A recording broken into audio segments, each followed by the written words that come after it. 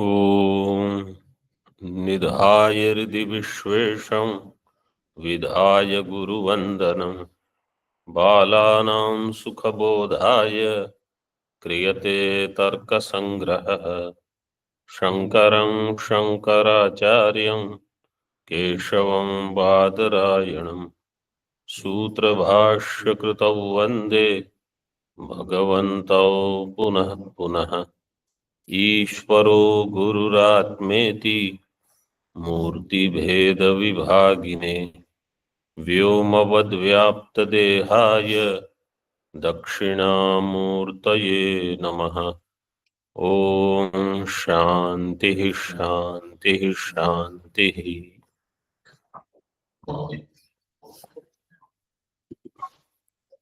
किरणावली टीका में पृष्ठ क्रमांक 32 वायु का लक्षण चल रहा है। ऊपर से चतुर्थ पंक्ति।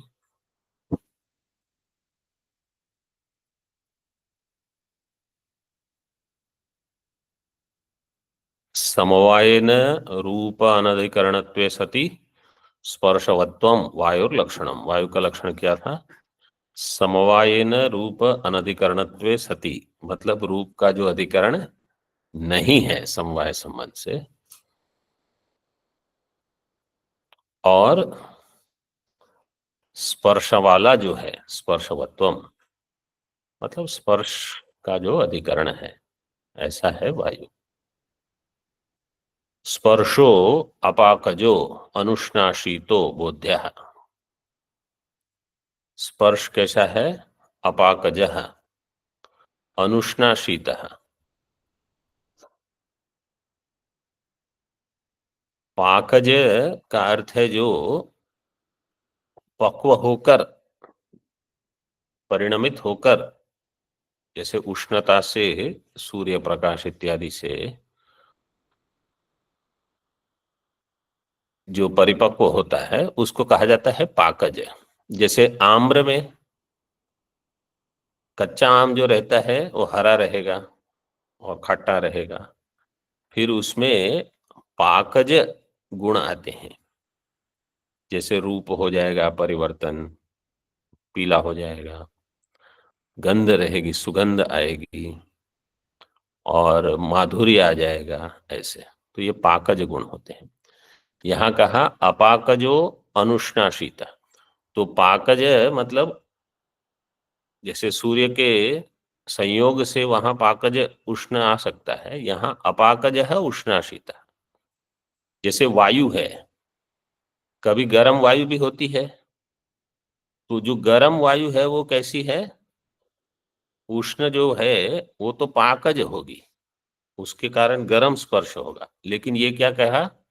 स्पर्शो अपाकजो अनुष्णाशीता, जो बिना पाक किया हुआ होगा वो अनुष्णाशीत स्पर्श होगा वायु का। ऐसे स्पर्शो अपाकजो अनुष्णाशीतो बोलते हैं। कालादि वारणाय समवायेनेति।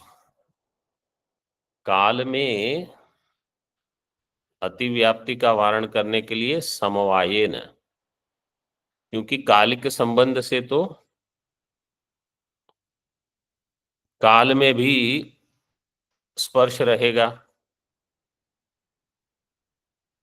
और काल में भी रूप का अभाव रहेगा, इसलिए समवायेन रूप अनधिकरणत्वे सति स्पर्शवत्वम। मतलब काल में अतिव्याप्ति वारण करने के लिए। पृथिव्यादि त्रिक वारणाय रूपानधिकरणत्वे सति इति। पृथिव्यादि त्रिक, पृथिव्यादि त्रिक मतलब पृथ्वी अप तेज। पृथिव्यादि त्रिक वारणाय रूप अनधिकरणत्वे सति, क्योंकि इन तीनों में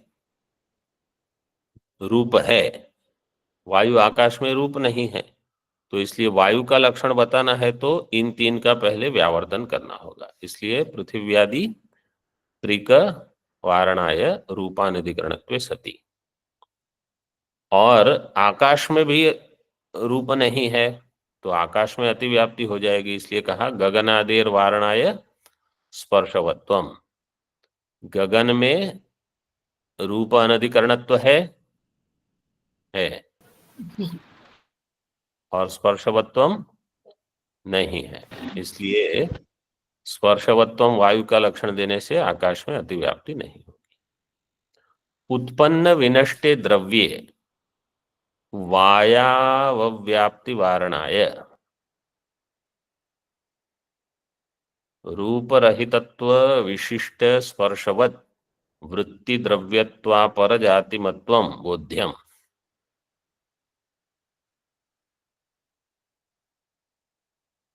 अभी जाति घटित लक्षण कर रहे हैं।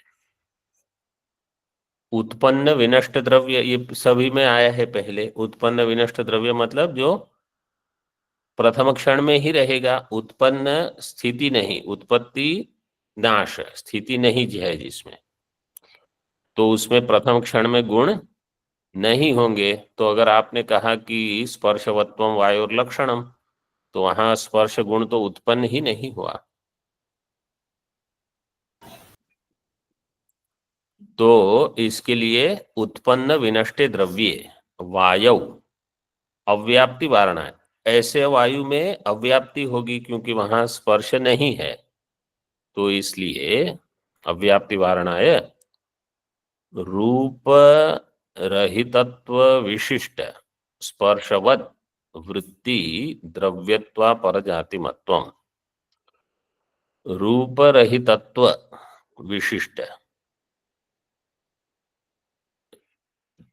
रूप रहितत्व मतलब जिसमें रूप नहीं है, रूप रहितत्व विशिष्ट स्पर्शवत, और जिसमें स्पर्श है ऐसी स्पर्श वाली स्पर्शवत वृत्ति। तो ऐसा एक अधिकरण होगा जो रूप रहितत्व विशिष्ट स्पर्शवद वृत्ति, वहां वो रहेगा। केवल अगर इतना लक्षण करेंगे तो, और कहेंगे द्रव्यत्व जातिमत्व,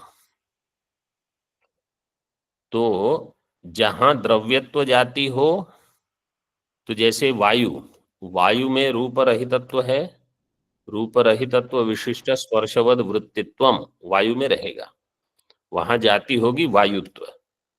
लेकिन वहां द्रव्यत्व जाति होगी, होगी, द्रव्यत्व जाति भी होगी। इसलिए अगर आप केवल रूप रहितत्व विशिष्ट स्पर्शवद वृत्ति, तो द्रव्यत्व जाति को लेकर भी जाति मत्व, तो द्रव्यत्व भी वहां है, सत्ता भी वहां है, इसलिए अतिव्याप्ति वारण करने के लिए कहा द्रव्यत्व अपर जाति मत्व। द्रव्यत्व की जो अपर जाति है, द्रव्यत्व अपर जाति मत्वम, इसके लिए दूसरा शब्द क्या दे सकते हैं? द्रव्यत्व व्याप्य अपर जाति। तो फिर अपर देने की क्या आवश्यकता? द्रव्यत्व व्याप्य जाति जाति मतलब। मत्व।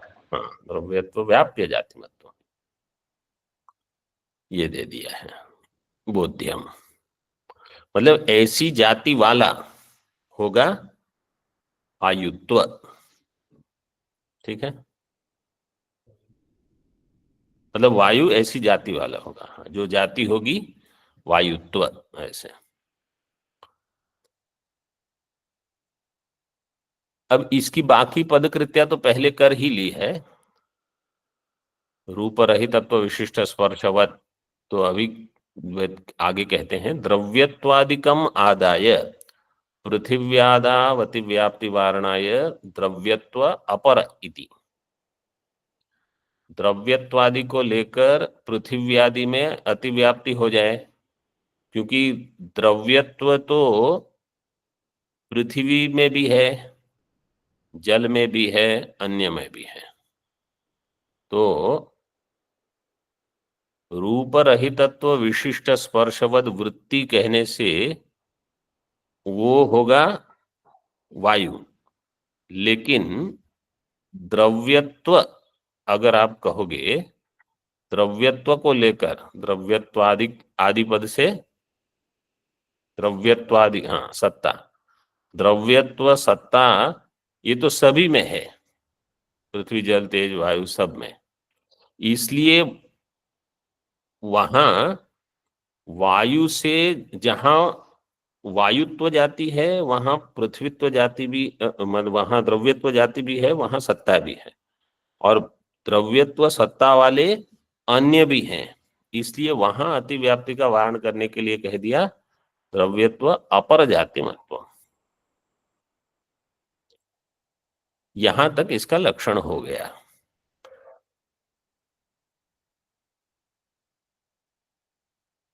जहां न्याय का ये विचार चलते रहता है वहां आप देखोगे वायु के बारे में ज्यादा केवल एक चीज आएगी, वायु में रूप है कि नहीं, बस। अधिक विचार वायु का, एक तो पृथ्वी का वायु विचार बहुत होगा, जहां घटपट घटपट की चर्चा चलती रहेगी। फिर आत्मा, मन, हाँ तेज का इतना नहीं है, आकाश का होगा, क्योंकि इन सब में क्या है, कुछ कुछ बहुत विशेष है। तेज वगैरह एक आध दो कुछ प्रकरण होगा, उसका ज्यादा विचार आत्मा मन को लेकर, अभाव, अभाव को लेकर बहुत चिंतन होगा। तो जैसे वायु वगैरह में कुछ खास नहीं है ज्यादा। जल, जल के ऊपर क्या चिंतन, ज्यादा कुछ नहीं होगा। नित्यो अनित्यश्च इति पूर्ववत, और इनका जो विभाजन है वो पहले ही जैसे कहा, नित्य होगा वो परमाणु रूप होगा और अनित्य होगा वो कार्य रूप होगा। पुनस्त्रिविधम अपि प्रकारांतरेण त्रिविधम इति अर्थकम। पुनस्त्रिविधम मतलब प्रकारांतर से ये तीन प्रकार का है, त्रिविधम इति अर्थकम। वायुलोक, दीपिका में, दीपिका में नहीं, मूल में,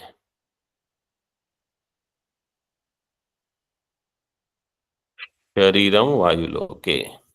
तो पुनस्त्रिविध शरीर इंद्रिय विषय भेदात, ये कहाँ ऐसा शरीर मिलेगा, वायुलोक में।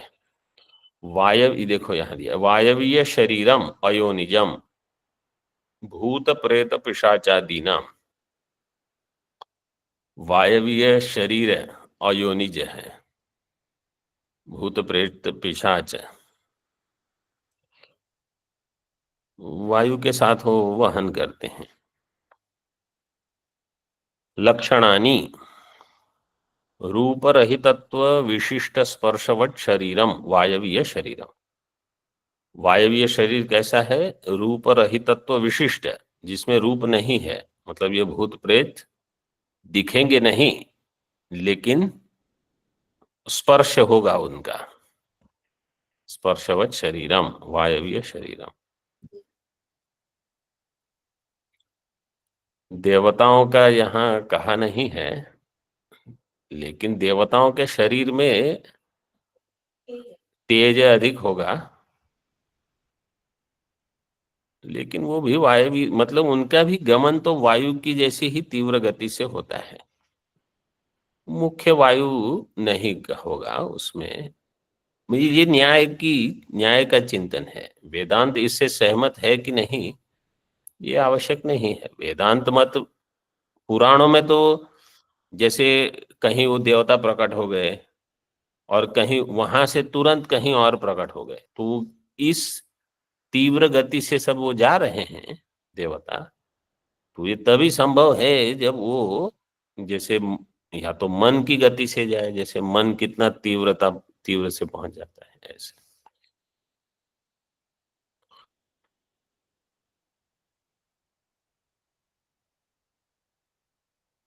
रूप रहितत्व विशिष्ट स्पर्शवद इंद्रियम वायवीय इंद्रियम, और वायवीय इंद्रिय कैसी है, वही रूप रहितत्व विशिष्ट स्पर्शवद।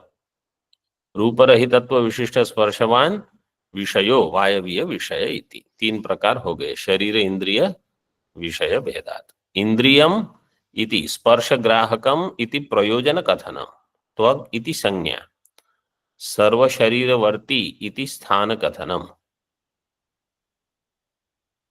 स्पर्श ग्राहकम इंद्रियम, यह है प्रयोजन, त्वक इसकी संज्ञा हो गई, और सर्व शरीरवर्ती इति स्थान कथनम, त्वग इंद्रिय कहाँ है? सर्व शरीरवर्ती, सभी शरीर में वो व्यापक है।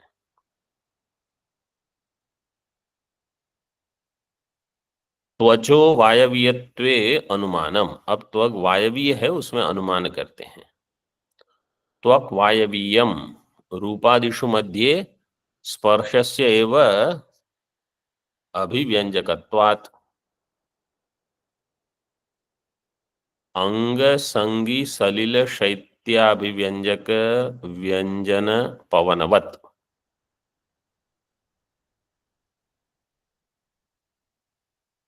त्वचो वायवीयत्वे अनुमानम, त्वक जो है वो वायवीय है उसमें अनुमान देते हैं। त्वक वायवीयम रूपादिषु मध्ये स्पर्शस्य एव अभिव्यंजकत्वात्, रूपादि में केवल जो स्पर्श का ही अभिव्यंजक है, कौन?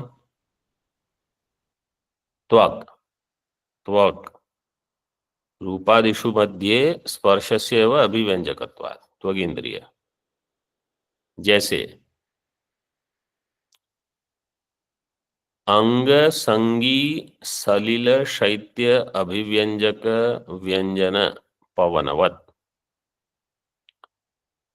अंग संगी सलिल,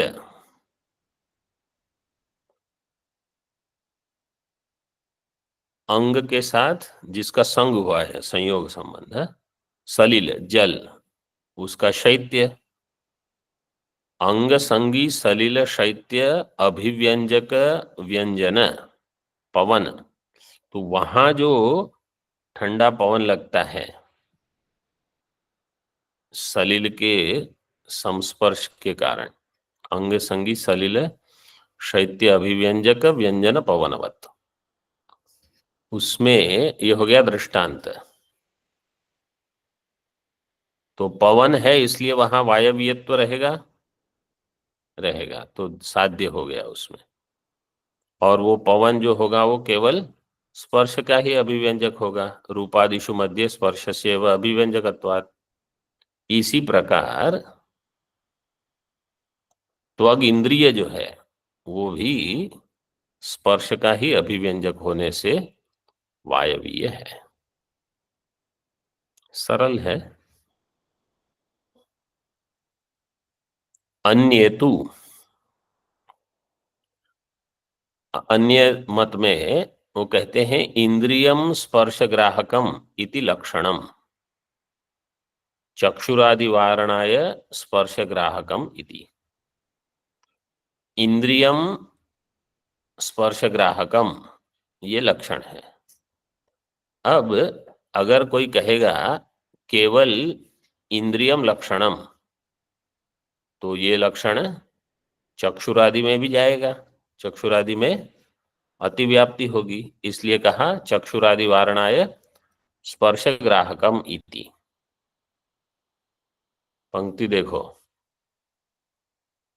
त्वक संयुक्त समवाये अतिव्याप्ति वारणाय इंद्रियम इति विवेचयन्ति।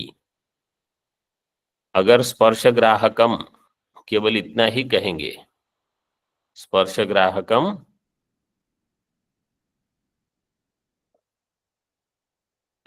त्वगिंद्रियम, त्वक, त्वग, केवल इतना कहेंगे, त्वचो लक्षणम, तो त्वक संयुक्त समवाये उसमें अतिव्याप्ति हो जाएगी। त्वगिंद्रिय, त्वगिंद्रिय से संयुक्त होगा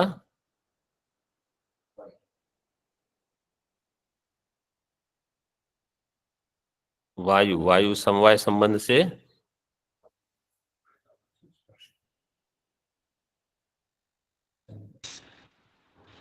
स्पर्श, तो त्वक संयुक्त समवाय ये लक्षण कहाँ चला जाएगा?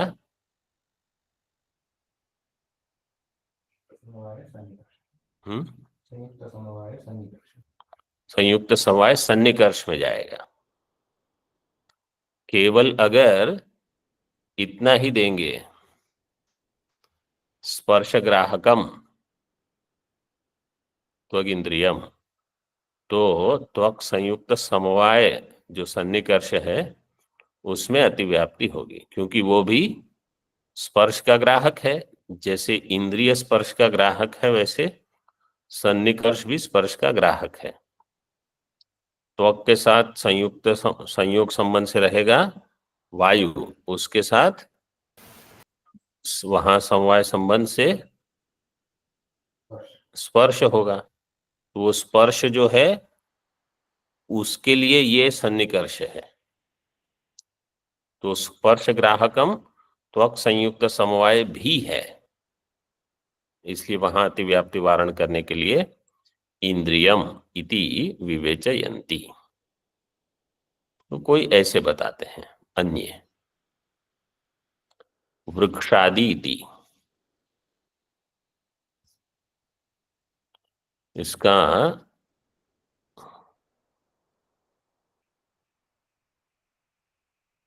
लिंग क्या है?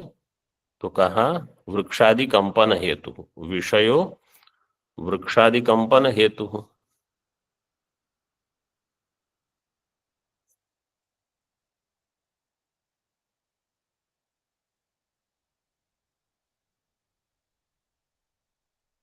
थोड़ा थोड़ी दीपिका देख लो, 2 पंक्तियां। आकाशादावति व्याप्ति वारणाय स्पर्शवान इति, आकाशादि में अतिव्याप्ति का वारण करने के लिए स्पर्शवान, और पृथिव्यादावति व्याप्ति वारणाय रूप रहित इति, पृथ्वी आदि में अतिव्याप्ति वारण करने के लिए जो रूप रहित है, तो रूप रहित है और स्पर्शवान है। टीका में वृक्षादि थी आदिना जल वन्यादि परिग्रह, वृक्षादि का चलन, जल का भी चलन होता है, वायु वन्य का भी चलन होगा। जैसे अग्नि की ज्वालाएं हैं, वायु अगर रहेगा तो वहां भी चलन दिखेगा। शरीर इति, तो मूल में कह दिया शरीरांत संचारी वायु प्राण, शरीर के अंत भी है। अब देखो न्याय में शरीर इंद्रिय विषय भेद, इससे तो सब बता दिए, पृथ्वी जल तेज वायु, इन सब में शरीर इंद्रिय विषय भेदा, शरीर इंद्रिय विषय भेदा। तो शरीर सब में आ गया, इंद्रियां सब में आ गई, मन को अलग से द्रव्य माना है तो मन का भी विचार हो जाता है, और आत्मा को अलग माना है। तो शरीर इंद्रिय मन आत्मा, ये 4 तो हो गए, प्राण छूट गया, तो वायु में प्राण को ले लिया।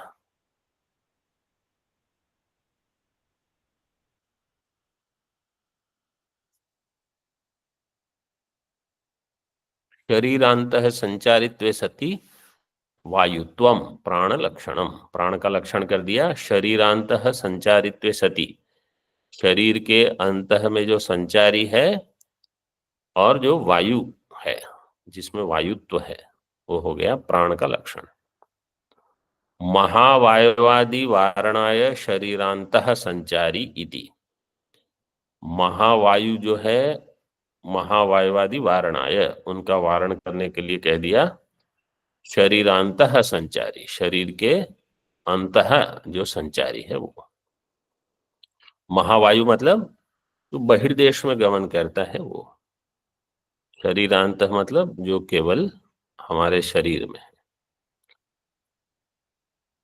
मनोनाड़ी पुंजादि वारणाय वायुत्वम, केवल अगर कहेंगे शरीरांत संचारी, तो शरीरांत संचारी मन है, नाड़ी पुंज, नाड़ियां जो है, नाड़ियां संचरण तो नहीं करती लेकिन शरीरांत है, संचरण भी कुछ होता होगा उनके मत में, इसलिए कह दिया वायुत्वम। तो वायुत्वम कहने से शरीरांत संचारित्वे सति वायुत्वम प्राण लक्षणम। मृत शरीरस्थस्य प्राणत्वं विहाय धनंजयत्वेन अभिमतस्य वायोः सर्व शरीर व्याप्यत्वेन संचरणाभावात् तद्वारणाय संचारी इति। मृत शरीरस्थ प्राणत्व विहाय, जो मृत शरीर है उसका प्राण छोड़ दो, मतलब उस प्राण के बारे में चर्चा नहीं करते, उससे अन्य मृत शरीरस्थ मृत शरीरस्थस्य प्राणत्व विहाय, धनंजय आदि जो हैं, धनंजयत्वेन अभिमतस्य वायो हो सर्व शरीर व्याप्यत्वेन, ये सर्व शरीर में व्याप्य है, संचरण अभावात तद्वारणाय। तो धनंजय जो वायु है उसमें वायुत्व रहेगा, रहेगा, और शरीरांतत्वम रहेगा, लेकिन उसमें संचरण नहीं है, क्योंकि वो सर्व शरीर में व्याप्य है। तो जो व्याप्य है उसका संचरण नहीं होता, जैसे आकाश का दृष्टांत, वो कहीं जाता नहीं। तो संचरण अभावात तद्वारणाय, तद्वारणाय धनंजय, धनंजय में लक्षण जाए उसका वारण करने के लिए कर दिया संचारी इति। स्थान भेदात, अभी सबके स्थान थोड़े बताते हैं। हृदि प्राणो गुदे पान समानो नाभिमंडले उदानः कंठदेशे स्यात् द्वायनः सर्वशरीरगः व्यानः सर्वशरीरगः प्राणो समानो नाभिमण्डले उदानः कण्ठदेशे स्यात् व्यानः सर्वशरीरगः।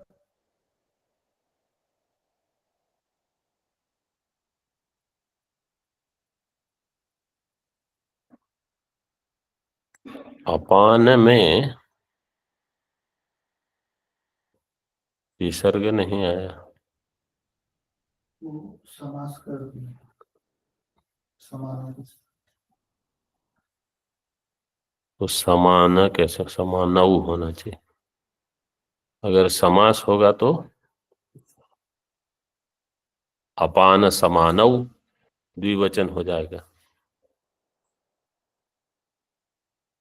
जैसे प्राण है पुल्लिंग में है, उदान है पुल्लिंग में है, समान है पुल्लिंग में, व्यान है पुल्लिंग में है, तो या तो वहां विसर्ग डाल दो गुदे अपान है और समानो नाभि मंडले, तो समास की आवश्यकता, वहां विसर्ग कर दो, वो बीच में ऐसे दिया है गुदे अपान हृदय प्राण,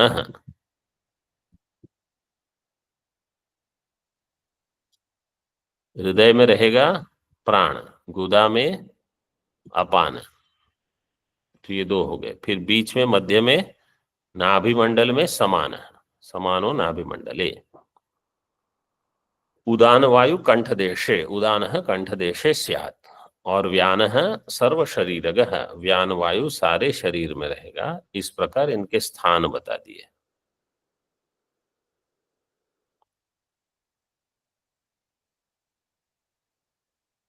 अभी उनका कुछ विशेष लक्षण भी बता रहे हैं, देख लो। क्रिया भेदो, मतलब उनका क्रिया में क्या क्या भेद है। यथा मुखनासिकाभ्याम निष्क्रमण प्रवेशनात् प्राण, मुखनासिका से जो निष्क्रमण और प्रवेश करता है वो है प्राण। निष्क्रमण मतलब बहिर्गमनम और प्रवेश मतलब अंदर आना। मलादीनाम अधोनयन नयनाद अपान, मलादि का अधोनयन करता है जो शरीर में, वो होगा अपान। भुक्तस्य पाकार्थम जाठराग्नेः समुन्नयनात् समानः, जो भुक्त भोजन है उसका पाक करने के लिए, पाचन करने के लिए जो जठराग्नि में है, जठराग्नेः समुन्नयनात्, वो हो गया समान। रसादेर ऊर्ध्वनयनात् उदान, रसादि के ऊर्ध्वनयन के लिए उदान है। रसादि को ऊपर लेके आता है शरीर में। और नाड़ी मुखेशु वितननात् व्यानः, नाड़ी मुख में जो वितत है, फैला हुआ है, वो है व्यानः। ओम पूर्णमदः पूर्णमिदं पूर्णात् पूर्णमुदच्यते पूर्णस्य पूर्णमादाय पूर्णमेवावशिष्यते। ओम शांति शांति शांति। शंकरं शंकराचार्यं केशवं बादरायणं सूत्रभाष्यकृतौ वन्दे भगवन्तौ पुनः पुनः।